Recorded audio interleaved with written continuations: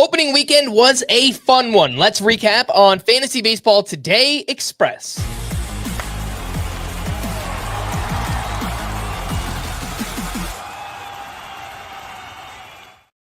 Welcome into FBT Express on Monday, March 31st. I am Frank Stampfl, joined by Scott White.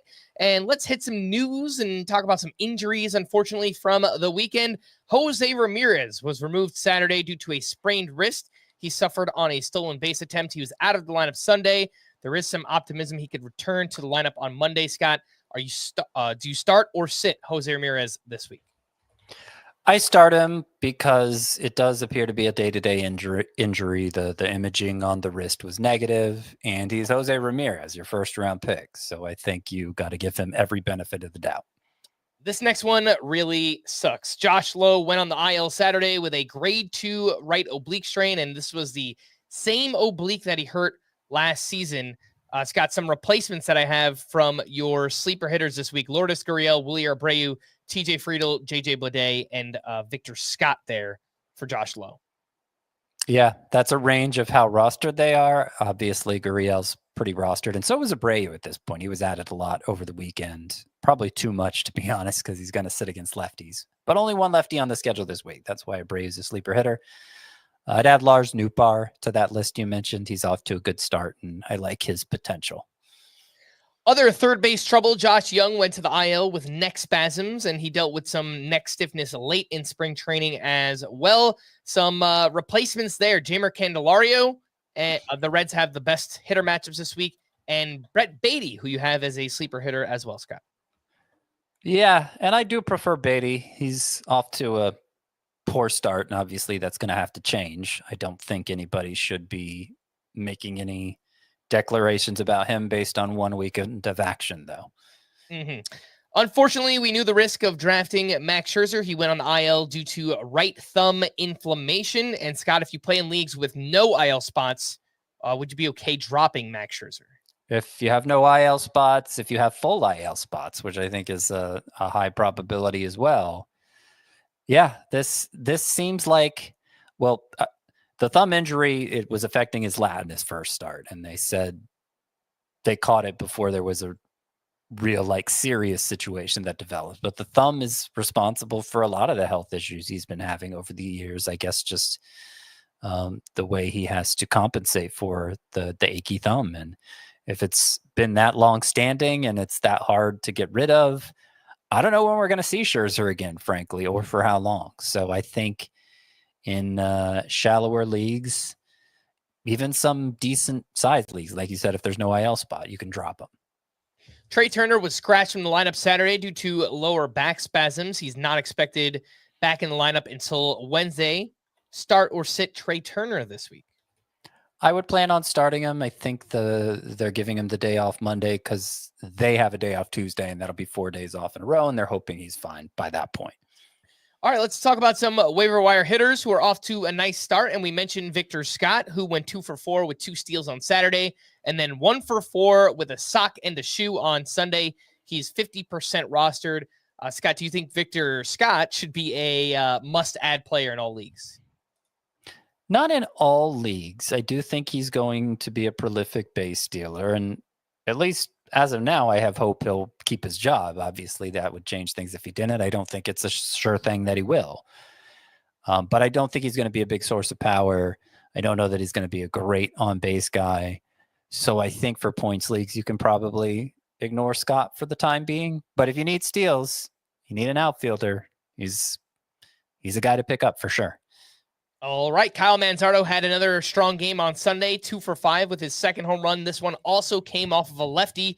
He's 51% rostered. Scott, remind me how you rank Manzardo, Soderstrom, and Torkelson. All three are off to good starts here. Yeah, so it hasn't changed from when you last asked, which, to remind everybody, it was Torkelson 1, Manzardo 2, Soderstrom 3. Virtual tie, and so Chris brought up a good point on the Full Length podcast. It is kind of important to get it right because you probably only got this one shot at them, and maybe you let somebody else decide for you by entering the same bid amount for each. But that is the order I rank them: Torkelson, Manzardo, and Soderstrom. The reason I have Torkelson on the top is because I feel like his at-bats are the most secure, being a right-handed hitter. Also, he's had the most success in the majors. Remember, 2 years ago, we were drafting him as a top 12 first baseman, top 10, I think it was. So that's why Torkelson's number 1. Soderstrom is 3 because he doesn't look like he'll excel with plate discipline to the same degree the other 2 might, and that's usually a tiebreaker for me. But I will note, Manzardo, DH only for now. Not sure when he'll pick up first base. I will also note Soderstrom could pick up catcher. There's a chance he'll make enough appearances there to pick it up. So that is a mark in eligibility is a mark in Manzardo, my number 2 pick's favor. It's a mark against Manzardo, my number 2 pick, and it's a mark for Soderstrom, my number 3 pick. That might factor into your decision making, and that's fine if it does. All right, let's take a quick break. We'll be back right after this. She knows, and I know she knows.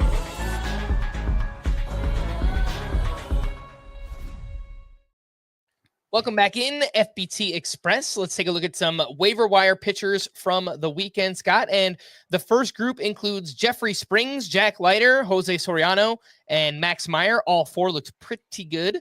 How would you rank that group, Scott? Meyer, Soriano, Leiter, and Jeffrey Springs. So I think Jeffrey Springs is clearly out ahead here because he's had a lot of success in the not so distant past, and he looked great in this season debut against the Mariners. 9 strikeouts and 6 shutout innings, also 17 swinging strikes on just 83 pitches. Those are great numbers. The changeup, the movement was different on him. He got 9 swinging strikes. 9 of the 17 were on the changeup. And so that's encouraging because when he has a good changeup, he's probably going to be good. He still did average less than 90 miles per hour on his fastball, which was also an issue last year. And it's not many miles per hour. So that kind of gives Springs a thin margin for error. But he's had enough success in the past that I want to take a shot on him after this good debut. The rest of them, I'll go Jose Soriano 2 because I think he'll be the most usable. Max Meyer 3, he's added a couple pitches, did use them a fair amount in this first start, 5-pitch arsenal now, and I think it rounded out nicely, got plenty of whiffs. Looks like there's good upside for Meyer. It's just he pitches for the Marlins, and so that's going to hold him back. And Jack Leiter would be 4th. I'm not opposed to adding Leiter. I think there's good upside there, but I think his control is the clearest issue any of these pitchers have. Only 1 walk in this first start, but he threw less than 60% of his pitches for strikes. All right, next group includes Richard Fitz, AJ Smith-Shawver, Tyler McGill, and Justin Verlander. Scott, how are you ranking those waiver wire pitchers from the weekend? I think Verlander, you said, is part of this group? Yeah. I'll go Verlander 1 because I just think now if you want to have a shot at him, it has to be now. Fitz 2. I wish there were more whiffs in this first start, and I wonder if the upside, even with the improved velocity, is all going to be all that high for Fitz.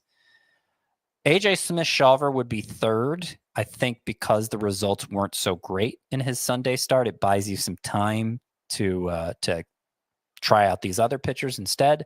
But I think Smith-Shawver has the most upside of this group, and his new splitter / changeup got a ton of whiffs in the start against the Padres, so he's interesting. Tyler McGill would be 4th. He's kind of interesting, but he's always been kind of interesting and has never done much with it. Yeah, Smith-Shawver, that new splitter, it looked like a knuckleball at times in Sunday's game. It was a crazy pitch. So very interesting to see what he does with that moving forward.